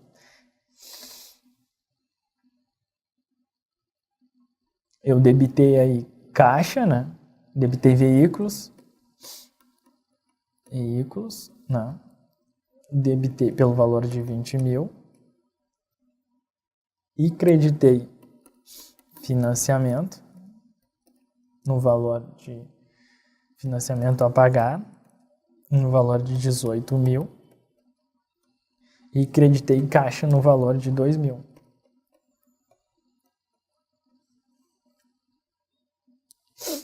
Beleza? Soma dos débitos é igual à soma dos créditos. Um débito, 2 créditos, lançamento de quê? De segunda fórmula. Perfeito? Operação 13, estamos quase finalizando aqui. Moral na carcaça aí. Pagamento em cheque de duplicata no valor de R$6.000 com desconto de 10%. Pagamento em cheque de duplicata no valor de 6.000 com desconto. Então, eu tenho uma baixa, né, da obrigação da duplicata a pagar, saída do valor da conta a bancos, menos ativo, e reconhecimento de uma receita. Eu obtive um desconto, aumentando o quê? O meu patrimônio líquido. Então, temos um fato misto, uma permuta mais uma modificação, um fato misto aumentativo. O valor da duplicata foi 6.000, desconto obtido 10%, valor desembolsado 5.400. Como que vai impactar na minha contabilidade, pessoal? Eu vou debitar duplicatas a pagar, 6.000. Vou creditar a conta banco, 5.400. Por que a conta banco, professor? Porque foi em cheque. Se fosse lá, pagamento de duplicata, no valor seria a conta caixa. Agora, pagamento, se ele só simplesmente falar pagamento de duplicata no valor, significa que foi no caixa. Se ele colocar em cheque, significa que foi o quê? Afetou a conta banco. Se ele colocar pagamento em dinheiro, também aí a conta é caixa, tá bom? E creditei a conta descontos obtidos. descontos obtidos, né? No valor de 600. A soma dos créditos é igual à soma dos débitos, método das partidas dobradas. Um débito, 2 ou mais créditos, segunda fórmula. Um lançamento de segunda fórmula. Beleza, né, pessoal? Um fato aí misto, né? Porque nós temos uma permuta e um reconhecimento de uma receita. Então, descontos obtidos aqui podia ser receita financeira. Enfim, poderia ser essa nomenclatura. Beleza? E a operação 14, a famigerada operação de desconto de duplicatas, né? Desconto de 5.000 em duplicatas a vencer no prazo de 30 dias sob a taxa de juros de 10% ao mês. O que acontece, pessoal? Vem comigo aqui. Estamos finalizando aí. Moral aí, só para a gente fechar com essa operação de desconto de duplicatas. Isso é uma operação muito comum aí no âmbito empresarial. O que acontece? A empresa vai lá, ela vai vendendo diversas mercadorias, vamos abordar aqui como se fosse uma empresa comercial. Então ela efetuou lá diversas vendas aí, a prazo, né? Então essas vendas geraram o quê? Duplicatas a receber. Então direitos, né? Eu tenho direito de receber de determinado cliente lá que ele comprou a prazo de mim, tá bom? Então eu tenho lá diversas duplicatas. Só que eu estou precisando, eu tenho tudo a prazo e eu preciso do quê? De capital de giro. Não está entrando dinheiro no caixa, apenas vendas a prazo, vendas a prazo, vendas a prazo. Então o que a empresa faz? Ela vai até o banco e fala lá, ó banco, é o seguinte, eu tenho duplicatas a receber aqui no valor de 10 mil reais e eu preciso de caixa aqui para comprar mais mercadoria, não tá batendo aqui a minha contabilidade. Eu estou vendendo a prazo e não estou conseguindo, o valor que eu recebo aqui não está dando para mim conseguir comprar o meu estoque. Então ela vai lá no banco e entrega essas duplicatas a receber em garantia e o banco acaba emprestando esse dinheiro. Então a operação que envolve menor carga de juros, justamente por quê? Porque o banco tem uma certa garantia, digamos assim, tá bom? Então é bem interessante, é muito comum essa operação aí de duplicatas descontadas aqui no nosso mundo real, digamos assim, né? Saindo um pouco do mundo dos concursos, trazendo para o mundo real, é muito importante, muito comum essa operação aí de duplicatas descontadas. Só para vocês entenderem o contexto. Então, justamente por isso que duplicatas descontadas, pessoal, na essência, o que é? É um empréstimo. A empresa foi lá e efetuou um empréstimo com o banco. Antigamente, essa conta era redutora de ativo, redutora da conta duplicados a receber. Mas, tendo em vista aí a primazia da essência sobre a forma prevista no pronunciamento conceitual, né, o CPC 00, nós vamos ter uma aula específica para tratar sobre esse CPC 00. Na essência, se trata do empréstimo. Então, essa conta, atualmente, ela é classificada onde? Ela é uma obrigação classificada no passivo, beleza? Então, vem comigo aqui. Então, desconto de 5.000, pessoal, em duplicatas vencer no prazo de 30 dias sob a taxa de juros de 10% ao mês. Então, ela foi lá, entregou as duplicatas, pegou 5.000, só que o banco falou, beleza, cara, eu te empresto, só que 10%, uma bagatelinha de 10% ao mês aí. Então, é uma operação que a gente chama de desconto de duplicatas. Aumento na saldo na conta bancos, aí, pessoal, aumenta o meu valor do ativo, aumentou a saldo da conta encargos financeiros a transcorrer, a vencer, né? Justamente esse valor que eu tenho que pagar de juros, eu já reconheço como uma obrigação na minha contabilidade e aumentou o saldo da minha obrigação lá, da conta duplicadas descontadas, é como se fosse um empréstimo a pagar aí. Então, pessoal, eu tenho um fato permutativo, né? O valor do ativo aqui, só que eu peguei tudo e transformei em obrigação, apenas uma alteração na composição do patrimônio. Troquei aí ativo por obrigação, né?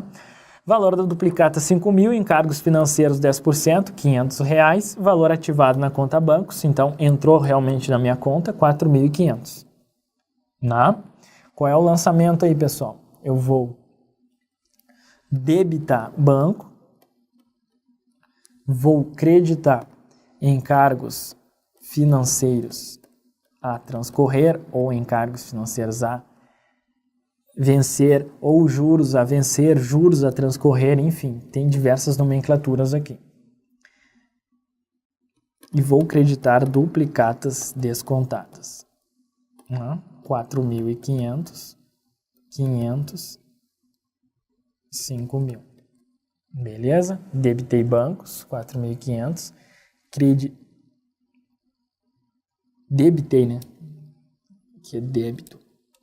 Debitei encargos financeiros a transcorrer, 500. E creditei duplicatas descontadas no valor de 5.000. Beleza, pessoal? Então, essa é a operação aí de duplicatas descontadas. Nesse tipo de operação, pessoal, lá no vencimento das duplicatas, nós temos 3 hipóteses. Qual é a primeira hipótese? O cliente pagou as duplicatas normalmente. Nesse caso, a empresa registra o seguinte lançamento. Então, o cliente lá que devia as duplicatas, ele foi lá e pagou essas duplicatas para a empresa. Então, o que eu vou fazer? Ela vai baixar a obrigação, né? E baixar o meu direito. Tranquilo? Então, eu baixo lá uma obrigação, nós zeramos os saldos da conta duplicados descontados e nós demos baixa aí nas duplicatas a receber. Afinal, o cliente o que? Efetuou o pagamento. Beleza? Então, lá nos dados do nosso exemplo, nós teríamos a seguinte situação. Eu vou debitar duplicatas descontadas e creditar duplicatas a receber. Né? Eu tinha lá, o que eu vou fazer? Vou botar aqui e vou zerar o meu saldo. Né? Beleza? Segunda hipótese, pessoal. O cliente não paga as duplicatas. O cara simplesmente foi inadimplente lá. E o que acontece nesse caso? A empresa registra o seguinte lançamento. Ela vai lá. Como o cliente não pagou as duplicatas do vencimento para o banco, a empresa efetua o pagamento, pois ela é responsável solidária. Observe que não há, nesse caso, baixa das duplicatas a receber, pois ocorreu o vencimento e não foram pagas pelo cliente. Então, o que eu vou fazer? A empresa vai arcar lá com essa duplicata, tá bom? Então, vou debitar duplicatas descontadas e vou creditar bancos, tá bom? Então, lá no nosso exemplo, nós colocaríamos aqui 5.000. Vou debitar duplicatas descontadas e vou creditar bancos. E uma terceira hipótese, pessoal, o cliente paga apenas uma parte do valor das duplicatas. Nesse caso, a empresa registra o seguinte lançamento. Ela vai debitar duplicatas descontadas, creditar duplicatas a receber e creditar bancos. Então, voltando lá ao nosso exemplo, digamos que o cliente efetuou o pagamento de apenas R$3.000. Como é que ficaria aí? Como ficaria o lançamento? Eu vou debitar duplicatas descontadas, né? Vou dar baixa nelas, vou creditar 3.000 e os outros 2.000 vai sair da empresa, ela vai ter que diminuir lá o saldo da sua conta bancária, tá bom? Como o cliente pagou apenas 3.000, a empresa baixa esse valor das duplicatas a receber e o restante, quem paga é quem? A empresa. Veja que o banco sempre ganha, né, pessoal? A instituição financeira lá. Então, a empresa aí que arca com esse pagamento aí da duplicata. Então, vamos ver como é que isso aí é explorado em prova, pessoal. Em 1º de junho de 2009, a empresa Dara efetuou o desconto de duplicatas no valor de 30.000, cujo vencimento era 31 de julho de 2009. A taxa de juros de 2,5% ao mês, juros simples. As despesas cobradas pelo banco foram de R$500. Sabendo que no dia 31 de julho de X9, o cliente não pagou a duplicata, a empresa nesta data debitou. Então, isso aí é uma questão que gera muita dúvida aí, né, pessoal? É uma questão mais complexa aí, é a questão mais complexa aí que a gente já estudou até o momento no nosso curso. Mas ela até parece ser complexa, né? Mas quem entendeu aí a ideia em torno dessa operação de duplicatas descontadas, tá tranquilo, beleza? É uma típica questão que exige conhecimento dessas operações de desconto duplicadas. Ela parece uma questão difícil, mas a gente sabendo aquelas 3 hipóteses que nós acabamos de estudar aí, não tem erro, beleza? Vamos lá então, como nós vamos resolver essa questão aí, pessoal? na hora da prova. Primeiro passo, pessoal, nós temos que, primeiro passo, enquadrar em uma das hipóteses. Em uma das 3 hipóteses que nós estudamos. O cliente pagou, não pagou ou ele pagou parcialmente. Nesse caso aqui, pessoal, apresentado nessa questão, o cliente não pagou a duplicata. Veja lá, ó. A empresa da área efetuou o desconto no valor de 30 mil, beleza, disse os juros, as despesas cobradas foram de 500. Sabendo que no dia 31, o cliente não pagou. Ó, cliente não pagou a duplicata. Então, enquadrar aqui, ó, cliente não pagou.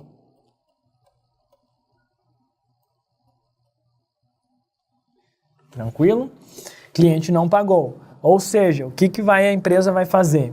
Ela vai debitar duplicatas descontadas e vai creditar a conta bancos. Um valor de quê? De 30 mil, né? Foi aqui o valor da duplicata descontada. Então aqui, pessoal, veja que nesse caso aqui nem precisamos entrar no mérito dos juros, porque justamente a questão ela pede a contabilização no vencimento, tá bom? Então aí no nosso PDF, no nosso material em PDF, nós destacamos aí, fizemos várias analogias dentro dessa operação. Se não fosse no vencimento, colocamos aí todos os lançamentos, mas aqui no nosso vídeo, para não avançarmos demais aqui no nosso tempo, nós vamos ficarmos aí apenas aí com o que você precisaria saber para acertar essa questão de prova, beleza? Então o gabarito aí ficou a opção D, né, pessoal? Ó, sabendo que no dia o cliente não pagou, a empresa nesta data, ou seja, no vencimento, não tem juros porra nenhuma aqui, tá bom? É só lá no vencimento. O que ele quer saber? No vencimento, no dia 31 de julho, no vencimento. Tem juros aí no dia do vencimento? Não. Então, duplicatas descontadas e creditou disponível no valor de 30 mil. É isso aqui. Gabarito, opção D. Balancete de verificação. Bem, isso aqui, pessoal, nós vamos deixar aí para, na sequência aí do nosso bloco, nós estudamos balancete de verificação e estudamos também a questão das questões comentadas aí para nós não avançarmos muito nesse bloco aqui, tá bom? Então só vai ficar faltando aí para nós fecharmos escrituração o assunto balancete de verificação. No próximo bloco nós damos continuidade então ao estudo desse assunto escrituração, finalizando aí com balancete de verificação e também com as nossas questões comentadas, tá bom? Beleza? Tudo firme e forte. Eu tenho certeza que aos poucos aqui nós estamos conseguindo aí avançar no nosso estudo de contabilidade geral. Beleza, pessoal? Então no próximo bloco aí, próxima oportunidade, nós continuamos no estudo desse assunto escrituração. Vamos finalizar aqui com essa parte de balancete e também vamos separar algumas questões aqui para nós abordarmos na nossa videoaula, beleza? Então até o próximo bloco aí.